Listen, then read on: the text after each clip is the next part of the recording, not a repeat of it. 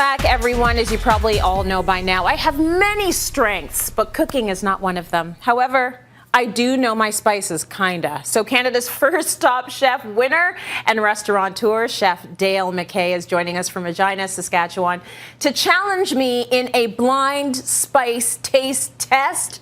I know I'm acting confident, but I'm not. Welcome, Dale. Thanks for having me. You sound confident. Okay, good. It's all an act. Listen, I see 6 beautiful spices, mysterious containers in front of me here. So where do I start? And give me any tips that might help me with this blind spice test, please.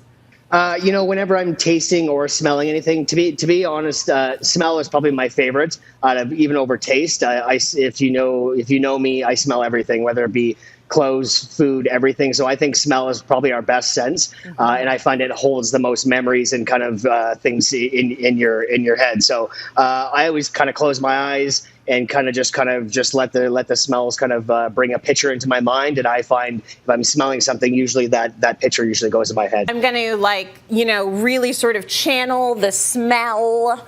Yes. And I'm going to go with number 1 right now. So I'm taking All right.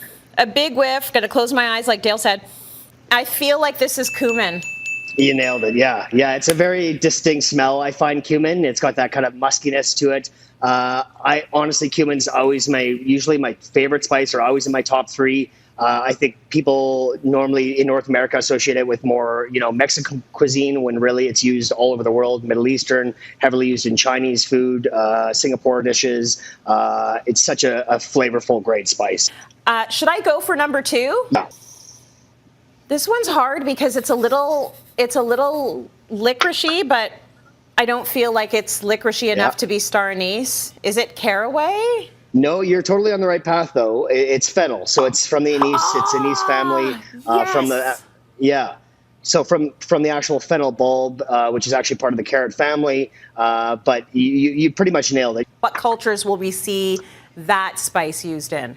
Quite a few. Mediterranean is where it kind of originated from, but then it's kind of traveled all over. I love it in spice blends because it adds almost a little bit of sweetness to it. Again, obviously that anise kind of licoricey smell.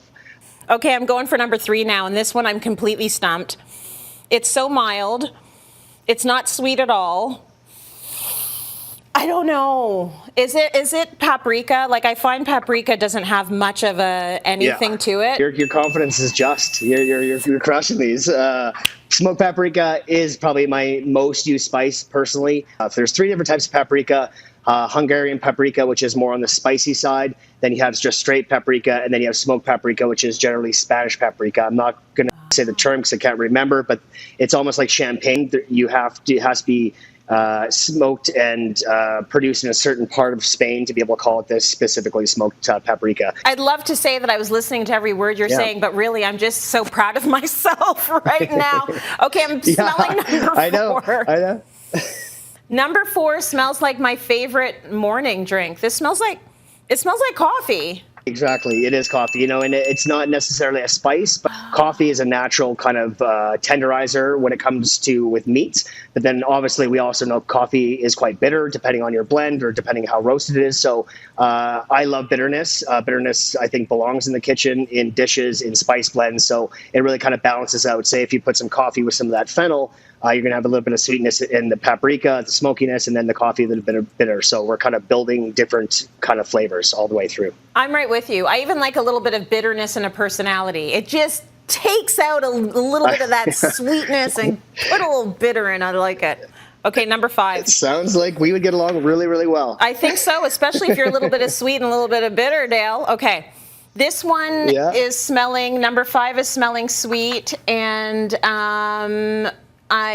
is this star anise? No, close in the sense of the smell. Cinnamon. I think cinnamon throws people off because it's such a common smell. You smell it in coffee and Christmas, all that stuff. But a great spice, and it's probably the easiest way to add some sweet to kind of any spice, but it also has obviously that wonderful cinnamon smell and flavor. Okay, number 6. I'm smelling number 6, and it smells like a sneeze. It smells like pepper. Exactly. Yeah, it's black pepper. Yeah. A pretty basic spice, obviously probably the most used spice probably in the entire world. It adds a little bit of pepperness to it. It's used really in all types of dishes, and I love it because you can kind of do it really, really fine, or you can do it really coarse, and especially for spice blends you're going to on meat and you're going to sear, it sears up really nice. It kind of gets a little bit crunchy, and you can get it in your teeth there and get that pepperness.